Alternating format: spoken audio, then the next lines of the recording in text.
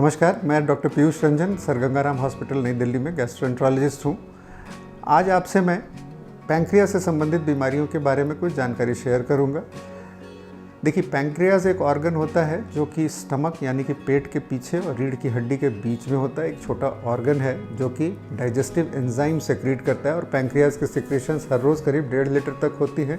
ये protein, fat और इसको डाइजेस्ट करने के लिए जो मेन एंजाइम होते हैं बॉडी में, ये पैंक्रियाज से सेक्रीट होते हैं और ये पैंक्रियाज की नली के जरिए आंतों में खुलते हैं।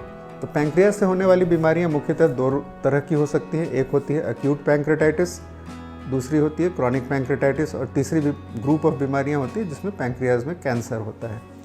तो सबसे पहले हम एक्यूट पैंक्रेटाइटिस के बारे में इस वीडियो में समझते हैं। एक्यूट पैंक्रेटाइटिस एक कंडीशन होती है जिसमें पहले से पैंक्रियाज बिल्कुल नॉर्मल हो और एकाएक पैंक्रेटिक इन्फ्लेमेशन हो, जिसके कारण बॉडी में कुछ चेंजेस आते हैं। इन्फ्लेमेशन होता किस वजह से है, जिसके सबसे कॉमन कारण 80% लोगों को या तो अल्कोहल या गॉल ब्लैडर में स्टोन से होता है। अल्कोहल लेने वाले लोगों को कई बार पहले से भी पैंक्रियाज में कुछ डैमेज चल रही होती है, लेकिन जिनको गॉल स्टोन के कारण पैंक्रेटाइटिस होती है उसमें पैंक्रियाज पहले से बिल्कुल नॉर्मल होता है। और दूसरे अन्य कारण जैसे शरीर में ट्राइग्लिसराइड का ज़रूरत से ज़्यादा बढ़ा होना, 1000 से ऊपर अगर ट्राइग्लिसराइड हो, कुछ बीमारियां होती हैं जिसमें कैल्शियम बहुत बढ़ जाता है जिनको हाइपर पैराथायरॉयडिज्म कहते हैं। कई बार जो ये लंबे कृमि होते हैं इंटेस्टाइन में, ये इंटेस्टाइन से माइग्रेट कर जाते हैं बाइल डक्ट के अंदर, उसके कारण पैंक्रेटाइटिस हो जाता है। कुछ मेडिसिन्स होती हैं जिसके कारण पैंक्रेटाइटिस होता है। कुछ वायरल इन्फेक्शंस होते हैं जिनमें मम्प्स सबसे कॉमन है जिनसे पैंक्रेटाइटिस हो सकता है। और बहुत सारे जेनेटिक कारण होते हैं, आनुवंशिक कारण होते हैं जिनमें जीन्स के टेस्ट के कोई चीज़ें जिसमें पता ना चले उससे पैंक्रेटाइटिस हो जाता है।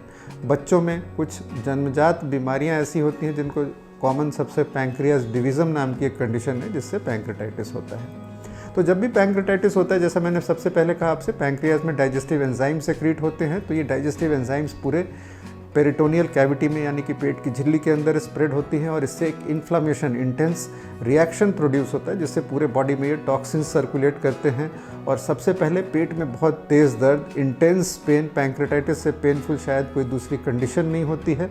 और फिर ये टॉक्सिन्स के फैलने के कारण सांस की प्रॉब्लम, किडनी पे असर, जिनको हम ऑर्गन फेलियर कहते हैं।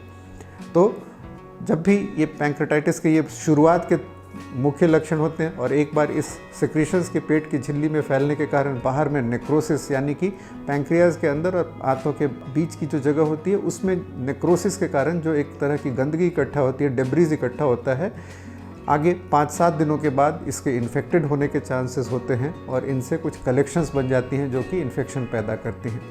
तो पैंक्रेटाइटिस का जो शुरू का फेज़ होता है ये लाइफ थ्रेटनिंग हो सकता है। सीवियर पैंक्रेटाइटिस यदि जिसमें सांस की प्रॉब्लम, कि यूरिन का ठीक ना आना ये हो, तो इसमें आईसीयू में एडमिशन, वेंटिलेटर पे जाने का खतरा होता है। और सीवियर पैंक्रेटाइटिस में नियरली 20 से 25% लोग सर्वाइव नहीं करते। तो इसमें टाइमली ट्रीटमेंट बहुत ही ज़्यादा ज़रूरी है। और इससे भी ज़्यादा ज़रूरी है कि एक बार जब पैंक्रेटाइटिस हो जाए और गॉल स्टोन से हुआ है तो गॉल स्टोन का हम उस वक्त कुछ नहीं करते हैं। पहले जो पैंक्रेटाइटिस के कारण परिणाम हो रहे हैं यानी कि रेस्पिरेटरी कंडीशन का स्टेबलाइजेशन, किडनी की फंक्शन इंश्योर करना, इन्फेक्शंस को प्रिवेंट करना, ये 3 मुख्य चीज़ें हैं। और एक बार जब आंतें चलने लगें फिर खाना कैसे दिया जाए, कई बार नाक में ट्यूब डाल करके खाना देना होता है। जो लोग इससे निकल आते हैं 50 से 70% लोग, वो ग्रेजुअली सर्वाइव करते हैं। और अगर गॉल ब्लैडर के ऑपरेशन की ज़रूरत हो तो आगे उसका फिर ऑपरेशन होता है, जिनमें आगे के लिए ये कलेक्शंस बन जाती हैं जिससे फीवर आ रहा हो दूसरे से तीसरे हफ्ते में।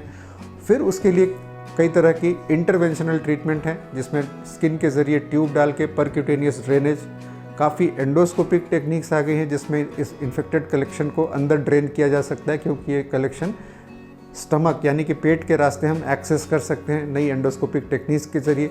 और अगर किसी भी चीज़ से नहीं जा रही हो तो फिर सर्जरी, नेक्रोसेक्टमी, जो कि ये बहुत ही मुश्किल सर्जरी है क्योंकि ये पेशेंट्स जनरली काफ़ी सिक होते हैं, काफ़ी बीमार होते हैं, आईसीयू में होते हैं। और पैंक्रेटाइटिस में कई बार बड़ा लंबा एडमिशन 3 हफ्ते 4 हफ्ते का हॉस्पिटल में हो चुका होता है।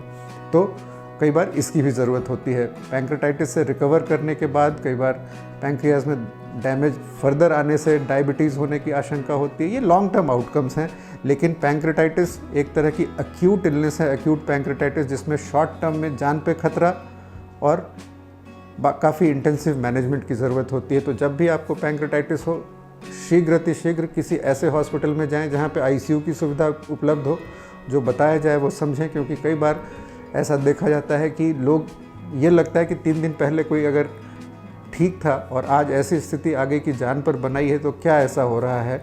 और इसमें धीरज, जो मैं हमेशा अपने मरीज़ों को बताता हूँ, पैंक्रेटाइटिस में पेशेंस की ज़रूरत होती है। आपको वेट करना है, क्योंकि कोई भी इलाज इसमें रातों रात 1 दिन में 2 दिन में, कई बार काफ़ी सीरियस कंडीशन में स्थिति को बदल नहीं सकता है। तो किसी ऐसे हॉस्पिटल में जाए जहाँ पे मल्टीडिसिप्लिनरी टीम हो, गैस्ट्रोएंट्रोलॉजिस्ट हो, गैस्ट्रोसर्जन हो, और फिर आप जो भी हो उसको, जो डॉक्टर आपको बताएं उसको फॉलो करें। तो एक्यूट पैंक्रेटाइटिस से संबंधित काफ़ी सारी और बातें हो सकती हैं, बट एक छोटे से वीडियो में एक प्रारंभिक जानकारी के तौर में ये है। और अगर आपको कोई भी फर्दर सवाल हो तो आप आकर के हॉस्पिटल में मुझसे मिल सकते हैं, संपर्क कर सकते हैं। धन्यवाद।